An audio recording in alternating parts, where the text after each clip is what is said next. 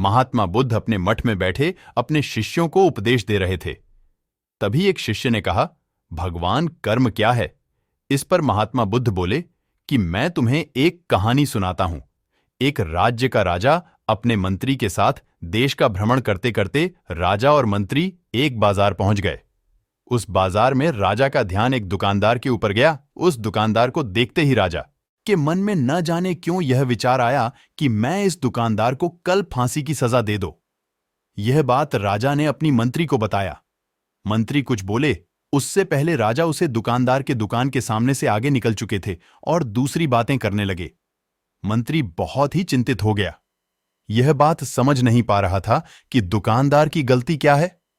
दुकान से बिना कुछ बातें किए, बिना कुछ सोचे समझे महाराज ऐसा फैसला लेने के बारे में क्यों सोच रहे हैं?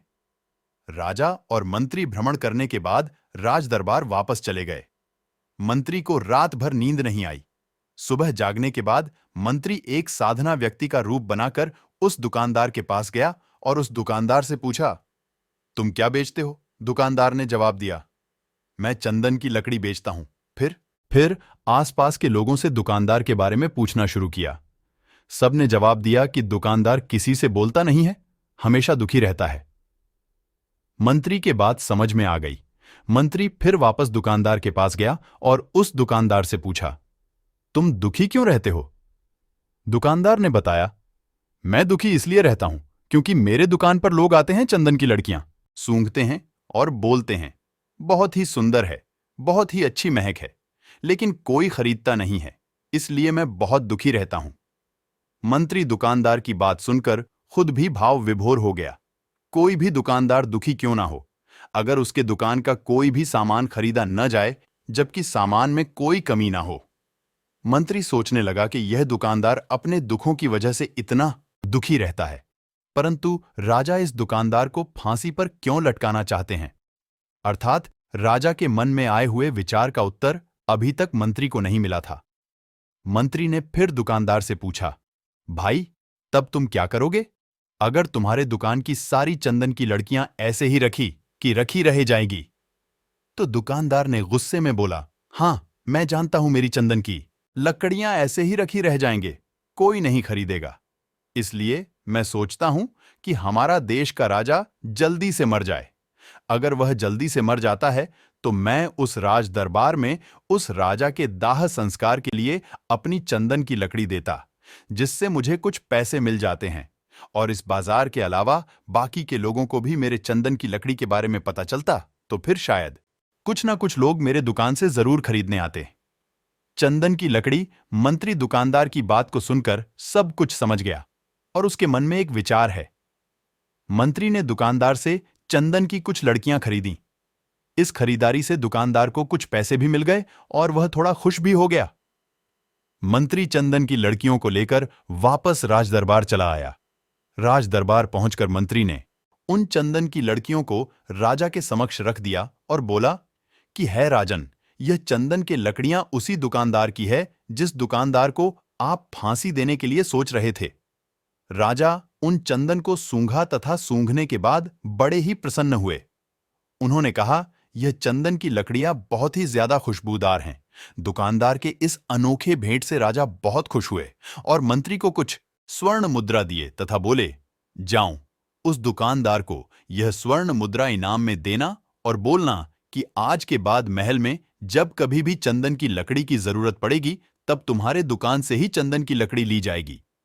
मंत्री जी मुस्कुराने लगे तथा यह सोचने लगे कि अब तो राजा के मन में उसे दुकानदार को फांसी देने का विचार आ ही नहीं सकता, क्योंकि अब तो हमेशा राज दरबार के लिए चंदन के लड़कियों का इंतजाम की जिम्मेदारी उस दुकानदार को जो मिल गई है। मंत्री स्वर्ण मुद्राओं को लेकर वापस दुकानदार की तरफ चल दिया। इधर राजा इस विचार में पड़ गए कि वह दुकानदार तो बड़ा ही अच्छा इंसान है।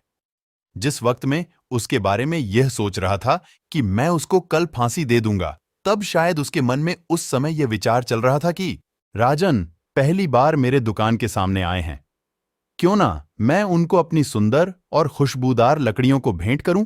और आज उसने मुझे भेंट भी किया। बेवजह ही मैं उसको फांसी देने के बारे में सोच रहा था। उधर मंत्री दुकानदार के पास पहुंच गया। मंत्री ने राजा के द्वारा दी गई स्वर्ण मुद्राओं को दुकानदार को देते हुए कहा कि जिन चंदन की लकड़ी को कल मैं खरीद कर लेकर गया था, उन चंदन की लकड़ियों को राजा ने बहुत पसंद किया और इनाम के तौर पर तुमको यह कुछ स्वर्ण मुद्रा दिए हैं। दुकानदार बहुत ही खुश होने लगा। साथ ही साथ मंत्री ने उसे दुकानदार को यह भी बताया कि आज के बाद राज दरबार में जब कभी भी चंदन की लकड़ियों की जरूरत पड़ेगी तो सारी चंदन की लकड़ियों तुम्हारी दुकान से ही ली जाएगी। दुकानदार मंत्री की बात सुनकर बहुत ही खुश हो गया। मंत्री ने दुकानदार से पूछा, क्यों भाई, तुम तो राजा के बारे में इतना बुरा भला सोचते थे, लेकिन राजा देखो तुम्हारी कितनी चिंता करते हैं। राजा कितने अच्छे हैं। राजा अपनी प्रजा के बारे में कभी भी गलत नहीं सोचते हैं। दुकानदार मंत्री की बात से सहमत हो गया और बहुत दुखी हुआ। दुकानदार मंत्री से बोला, मैं कितना गलत सोचता था राजा के बारे में। राजा तो बड़े ही अच्छे हैं, बड़े ही भले राजा हैं। भगवान करे कि राजा की बहुत ही लंबी आयु हो। यह बात सुनकर मंत्री भी बहुत खुश हुआ। फिर मंत्री वहां से वापस राज दरबार को चला गया और यहीं पर महात्मा गौतम बुद्ध जी ने इस कहानी को समाप्त कर दिया। फिर अपने शिष्यों से उन्होंने पूछा कि अब बताओ कि कर्म क्या है। किसी शिष्य ने कहा, कर्म बोले हुए शब्द हैं। किसी शिष्य ने कहा, कर्म वाणी है। तो किसी ने कहा, कर्म सोच है। तो किसी ने कहा, कर्म भावना है, वगैरह वगैरह। अपने सारे शिष्यों का जवाब सुनने के बाद महात्मा गौतम बुद्ध जी ने बताया कि कर्म हर एक इंसान की खुद के विचार होते हैं। हमारे विचार जैसे रहेंगे, हम वैसे ही कर्म करेंगे और उन्हीं विचारों के द्वारा किए हुए कर्म हमारे सुख और दुख के लिए उत्तरदायी होंगे। अर्थात हमारे विचार अगर गलत है तो हमारे द्वारा किए गए कर्म भी गलत होंगे तथा इसके परिणाम भी गलत निकलेगा। परिणाम स्वरूप हम दुखी रहेंगे। अगर हमारे विचार सही रहेंगे तो हम सही कर्म करेंगे। सही कर्म करेंगे तो फिर वह सही फल मिलेगा जिससे हम सुखी रहेंगे। इस कहानी से हमने नहीं सीखा कि अगर हमारे विचार सही रहेंगे, निष्पाप रहेंगे, तो उन्हीं निष्पाप और सही सोच की वजह से लिया गया हर फैसला सही होगा। जब सही फैसला लेंगे तो वह हमारे द्वारा की हुई सही कर्म होंगे।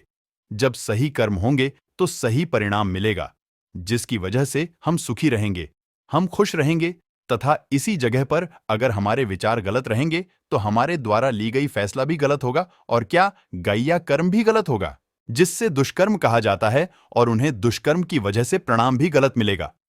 जब दुष्परिणाम मिलेगा तब हम दुखी रहेंगे, परेशान रहेंगे।